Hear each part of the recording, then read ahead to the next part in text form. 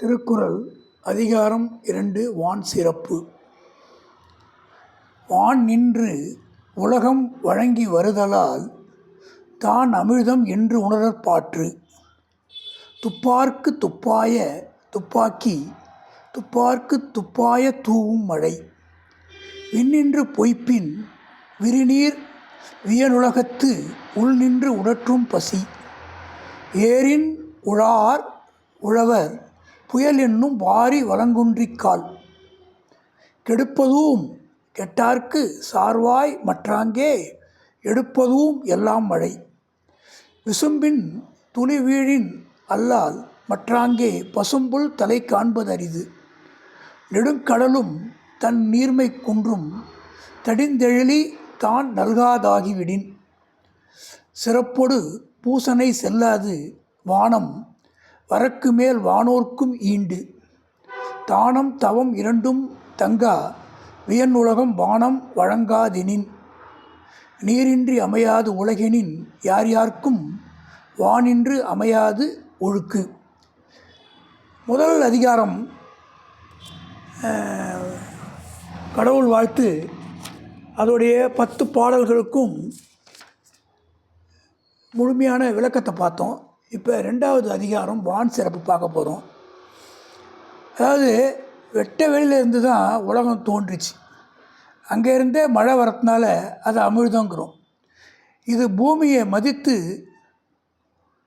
துப்பாதவர்களுக்கு துப்புகிறது அப்படின்னு என்ன அர்த்தம்னா, மேலேருந்து மழை தண்ணி வர்றதுனால அது நமக்கு சாப்பாடாகவும் இருக்குது, நம்ம சாப்பிட செய்கிறதுக்கு உதவுது.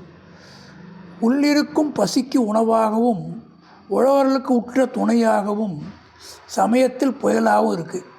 மழைத்துளி இல்லைன்னா புல்லும் முளைக்காது. தானம் தவம் பக்தியால் செய்கிற பூஜை அனைத்துக்குமே ஆதாரம் மழை நீர் தான். இல்லைன்னா உயிர்களான பூமி இல்லாமல் போயிடும். உயிர்கள் வாழறதுக்கு அவசியமாக இது தேவைப்படுது. இப்போ முதல் பாடலுக்கான அர்த்தத்தை பார்க்க போகிறோம். வான் நின்று உலகம் வழங்கி வருதலால் தான் அமிழ்தம் என்றுணரற்பாற்று.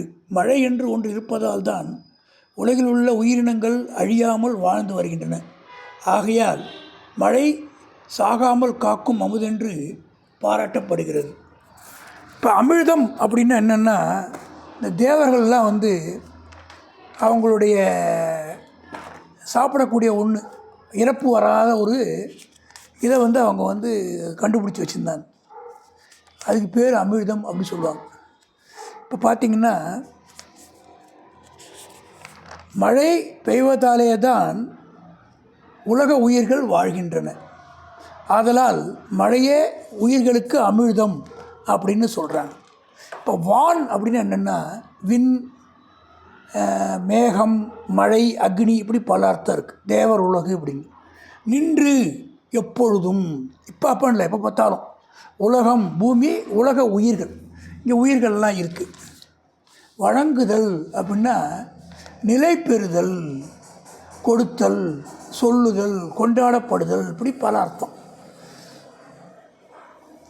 வழங்குவதுள் வீழ்ந்த கண்ணும் பழங்குடி பண்பில் தலைப்பிரிதல் இன்று.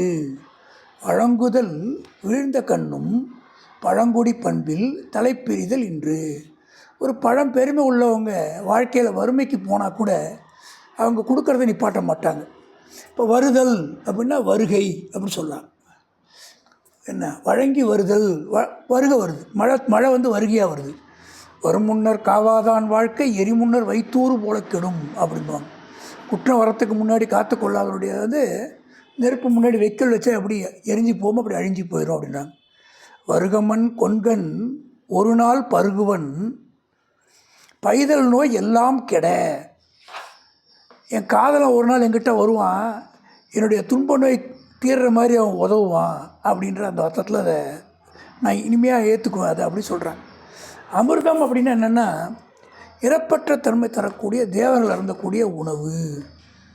அமிழ்தனும் ஆற்ற இனிதேதம் மக்கள் சிறுகை அளாவிய கூழ் அப்படின்னுவார்.